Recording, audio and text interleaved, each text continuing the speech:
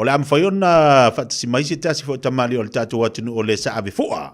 e tatu manu Samoa. Se i au mai sona e fina ngalo. I le tūlanga pe ona tatu wabao ai ma tatu titile fo i le vai taimi ma tūlanga lo i le tatu manu Samoa. Ia, e lo te pose lilo i la foi vai taimi pe a tatu titilo i ai. Ia, i le tamu whainga tatu manu Samoa i la aso. O lewa tatu whanangolongo. A ta pena le tua tatu wa sfuru lima manu Samoa i Europa. Ae ta ofil tatu te fono tūlanga me tau tupe. To e ta wharwhina ngalo le te fono. Le ai la to e ta pena la ia le tatu tua lea. Ae le asa ili se eleni. E a vele tua. Le nai whaafonga ma le matatanoanga ma le tausala le il mapo kalame. E lo ma oti mai po le halafa ingol tupe tonu ta pena imalanga wha penei. Ae a tonu fo ia o ngā whorifati mai o le tamari o le tatu watunu.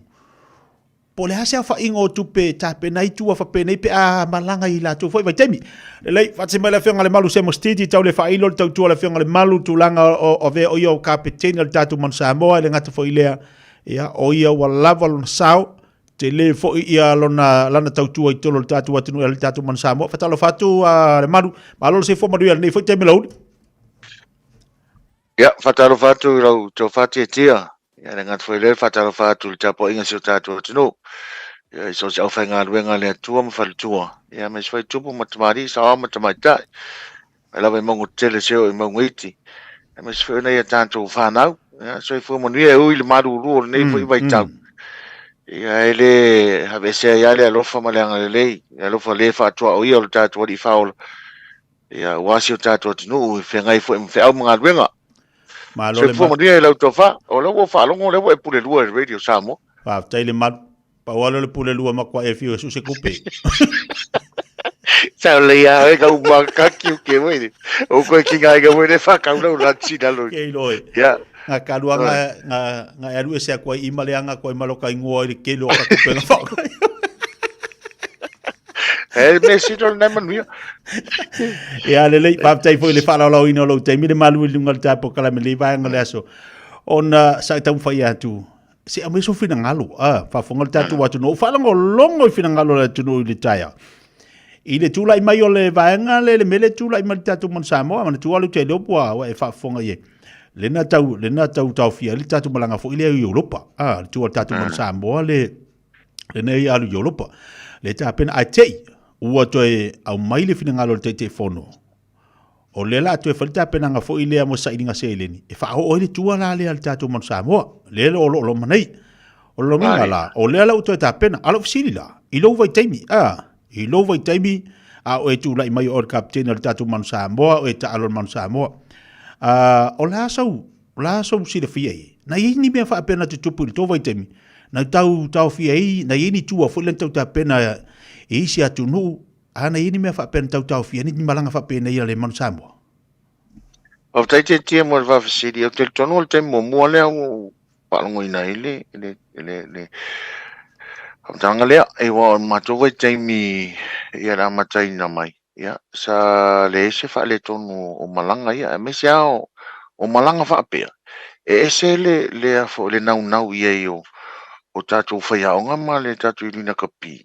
E ave le tatu au e develop ile le tatu au. Wai e matua foi Samoa a ke le tesi Samoa i la so pe ngā le wha. Lima.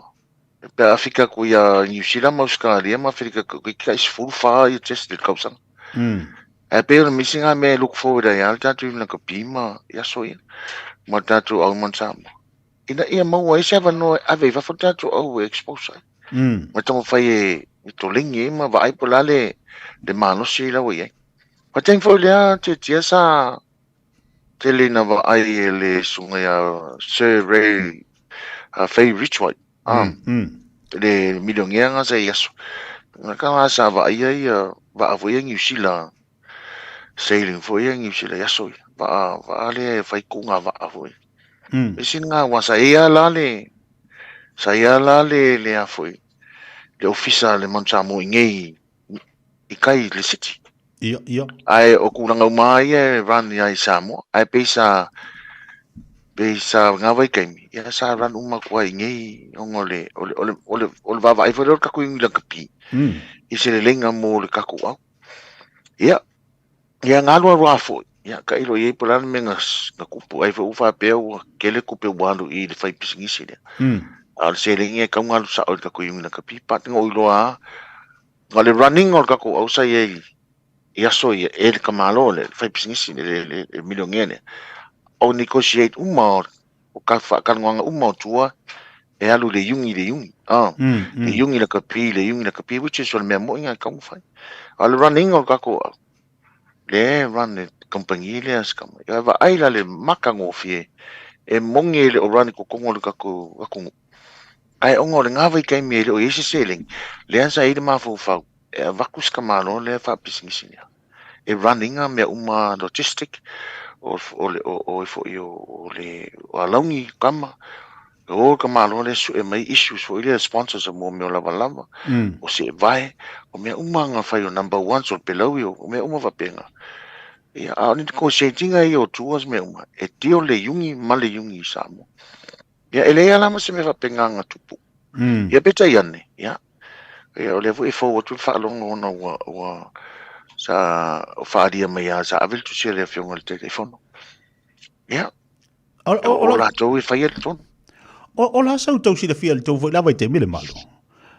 o le e fau le tūlanga le fa le tono me tau tupe ale uni lakapi e fa tamo e ai ma fa anga yo ifu fangal mam Samoa po se me ai wa levan sa wale le uni lakapi o talana e mai te aso ia e le ese tupe o talaya tat falong ai ele I o le se me fa pe wale alu se tua ono se tupe le asa o atupe asa o falong ele ai se tupe le tato mai e moni fa maoni na me tele fa no ta wa tu tupe mo I lungo tato tano tele fa fa tu san man sa mo au la ai ngelani ma Australia New Zealand il tupe mo ai pe no lo fa city ele se me fa pen tupe ai sa yai ale tala va pele se tupe le selen ai le I ma fa un ta fia se tu ya na o atu e la va te na fai ngofia na tapena la tautua ia pe alu wale wa sauno mai pe na fa le tonu wa ia tulanga tau seleni ai na o a ia fuafuanga tapena ngauma le si vai ngal ofisili o e fia la fa ingo tupe le fa ingo le tupe tapena I malanga ia po tua ia alu ia tunu al man Samoa ti tienen feno tau o pe fia la fa ingo tupe mai o le mea ia o le sa o tongi mai le ai pi ia pase se tap okay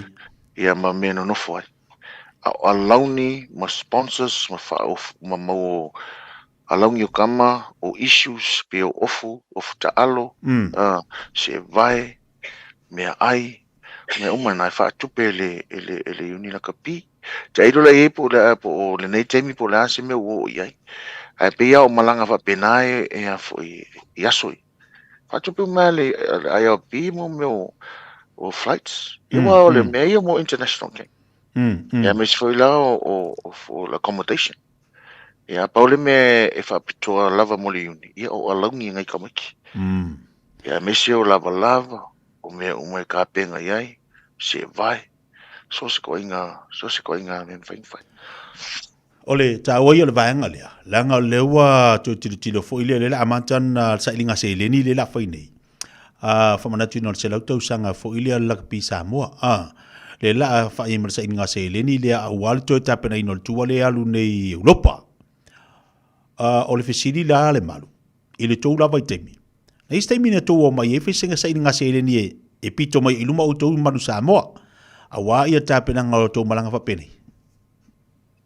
mesa sa tupula so sa ili se leni le community ia no malan fanga sa faia wi paelo we ya so sa va vali edmon sa mo tam ta alo ta pena ngo tu me so World Cup sina vai tem no foi tutuila sa ili se leni ina vai tem ia sa el mana tu ilunga tu yo o na tu langa wa le wa luma le de se fu ma le ola va vai fo ia el swing ale el ta tu ia le level la capila we temile nei a mena sa fa ia so ia sa o sa ili sa ili seleni mai ina ya tatua ia tangata ya ya o toi whaalongorona le whinangalo o liuni na kapila o ia ta ilo iai ai e taulongona le whaanono e te taulavona ma whau ile se tūlanga e se mai ma le toi sa ili tono tātou lava tangata ai ono o tingain o tamata alvo ile la a mai lumai yo e sa ili e se eleni ma aingo tama ma on memonia ia te ai man sam o aso ia o lau tala e whaasa o tuan mele o aso ia e lei mātou ia tālo e lei mana o mia se tupe aso ia whaasa o lau whaasa e na ia manino o na ole mea sa mua i ia mātou i aso ia le mea po leu ka fia o ai lungo se vaalele ka kere i halu ai se vaalele ka kere i o ai New Zealand mo fiolinga le maruru ma le vevela ka fia wa ai ngi fale vo ia yaso fale kekele ka fia o i fafo pila e se alo ka mavo fo ngai yaso ia e le kulanga e mea kausele ya al ke miningi ia walu malanga o sole o nga luenga le mea o malanga le vo professional le ka alonga o manga o mia le seleng o manga o mia seleng e kausi a ingo ya o le mela le e le kakawang fa pe me le ko manga o mia seleng e manga o mia seleng wa songa sa le nga ia le mafo le aka o so nunga vale wala vale a mongi ko se vai fo mangi ko vai fo nga so wala vale aka filo ai ko ke ngi sila ma ka vai far ki kele do ia so o ka alo i Congo Stadium ki kele wala vanga al ke mingi ya walu nga nga ma o kele swing on la kapi o ka kele mo mi ol selling e langa o ka longa e le se full time job fo le se kausanga ko e le va pe ongus kausanga la ke ia e alo umano manos e an ko fo ia le longa renga komfort ana fa pe nei le malu ele o le tua le manu Samoa ile tapinanga le molopa e ono i sa fianga i tamata alo i tulanga le pe ana fa pe le o le tua wa le la tapena tua ana fa pe nei la e alu tau finga le ai tau fi ile alu se tu le la so longa e ono isa fianga i tamata alu e le fianga i tatu au le development le tatu au atoa al fi filinga i le tamata alu i lona ia lumana i manuia ia o fa unga na fa i le tamata alu au le fianga le tatu au ta pe ono fa tu te mo fano e o ngata longa i e develop le tatu au as a team.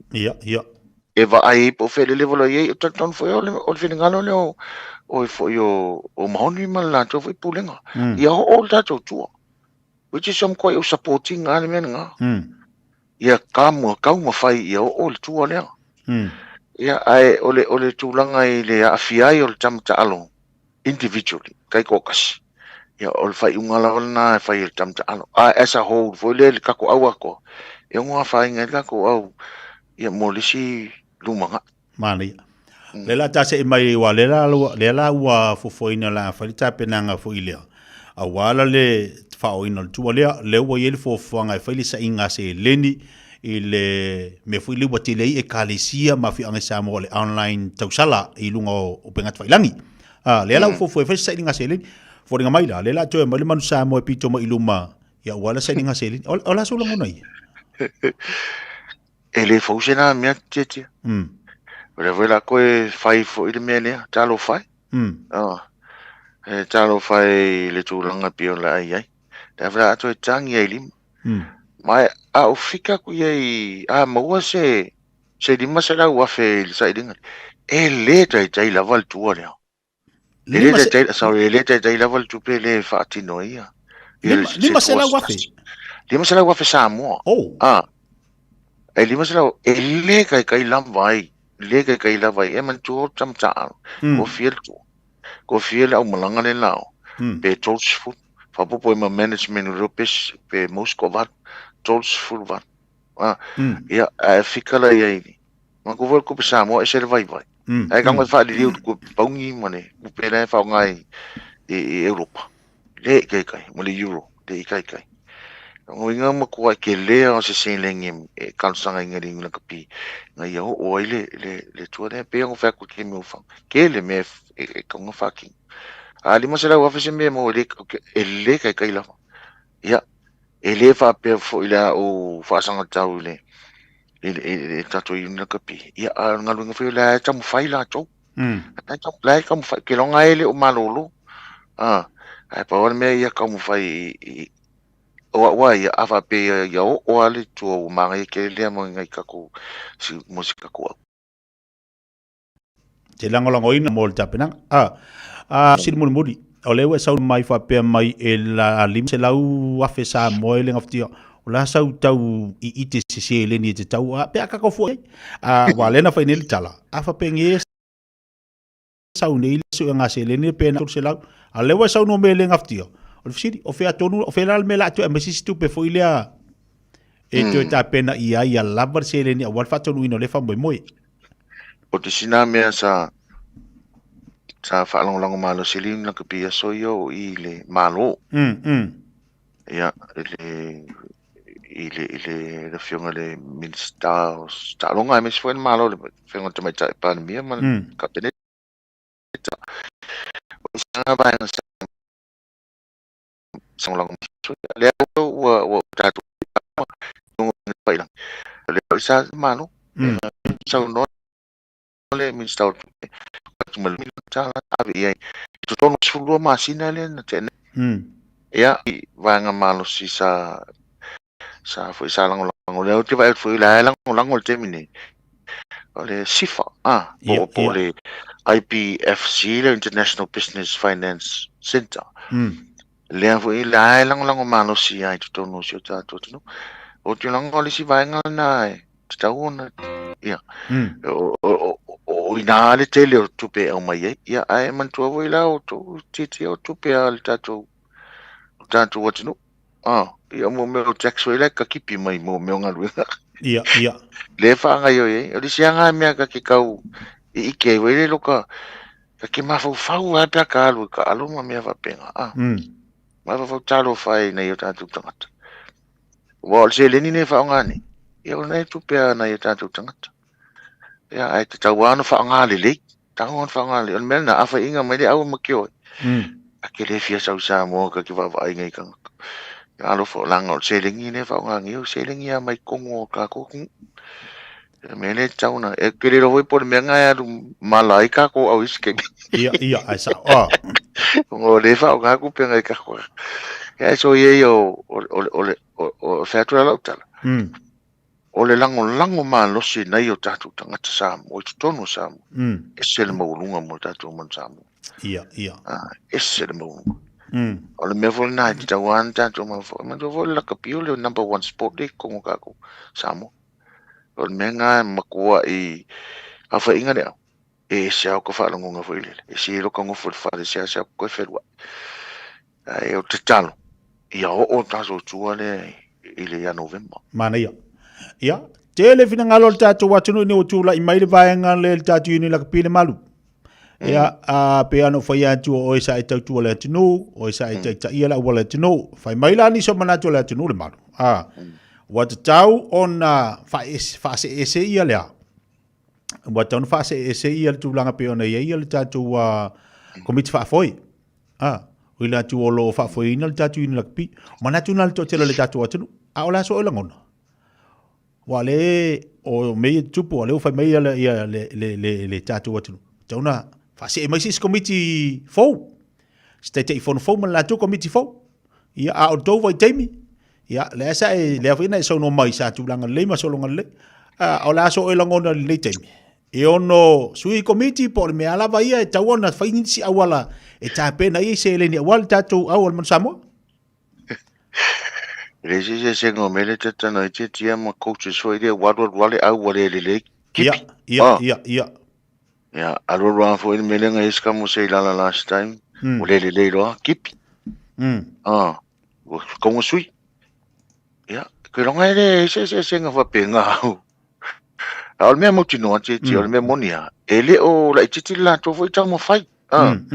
ele o la titi la to foi nga lu le va tau sanga nga lu mai Fina ngalon na fai tonu de uni na kapi ma la to fai ungo. Ya fai wale tala fengai de nei vai tau ya. A tonu e ini si o mo fai ona fai le tu langa e mo mo si selen. Al fai unga le na. E wale fa sena sa tala tete. Sa ngalu lue. O la ta mo fai. Ko langa fai ua ngata fo i le la tu mo fai. Ya ji a wale mo wangi i selen. O tangata fo ia tama mai mo tangata o lo sa ngalu ia e peta ia ele o tal fe ngai ma le mele tam fai atu e tatu a piano fet e krisi singa mau ia o ngai kama ia coaches ia e ave a fa le kongu mai o ia o mai le va pe fa le kongu le au si le ia fai unga ia lan me fai ai ia sui me skank ia le la o ve ku fa le kongu le ia ku pe ko fama fa ko kanga ka ku ya misile kongo le board le mara uni na ka ko ya ra fo se finga le fai a por me o ia fo mo lo ia manatu fa mo le ia o ka ko tu le fa ngane ta tu fa na malo fa tai manino le saunoanga le malu te le vaenga o le na o e sauno ia i tu vai taimi a mesi fo ta penanga me sa tupu tu langa tau se leni le fo mai lo finanga le te langa longa wina ia le ta penanga tau no le tu al tatu man Samoa ina ia mawhai o nāti na e pēa ma ia alualu i luma ta mawhai ngal tātou au i ta alonga pe ona iai au nal tātai bi whaftai me o lau sao whaftai fo i tito mga alua ngawhia ngai whaftai fo i mo le avanoa wa whaalau mai ia le avanoa lau sunga forma ia wale tapo kalame nei te me le au yo e whaftai te tia ai a fo e kong whaasao ni mele i lau whiunga walanga eo mea umangai ngai ke au whala inga ngai la uma kokongi uma ok langau se umangu uma tawai ngau koe alu e lunga le ka ale alu la lolo ngoa alu le fa alu lo na ia lau ke ko ala pipi ia ku sa lau lu se lau fast food mo ko polo lo inga fe si ke lo kala ale si se yo po le dinga isa ko ngai va se o ko ia ke anga fa pengi me ka uskala ki ke lo isa ko ala nga melo ko ila lo mo me ka chips o fangu susu mo chips ia ke lo ola ka o ko male ka ala ila lo ngo fa mai la so ia mat e fe me sing kasi kama kiki o ka ese lele kama apa olanga kokongi e kala fu ese leleang ia e sa ave me ai fa fanga long ko ru lang fanga ke o fo de gei ke o fo de gei ai fe ola lele ai paro va ficar quietinho o vou foi ninguém vai ficar ola lele mas aí eu cucu vai eu vou ficar mais eu mango lá pô kama seu mango o de va com eles faz susu ai igual susu ama ya tamo kavai o suma de caia de care o e fa ka wa ko de ai de kokogi kasi kama kape o lo ingu fangu susu caia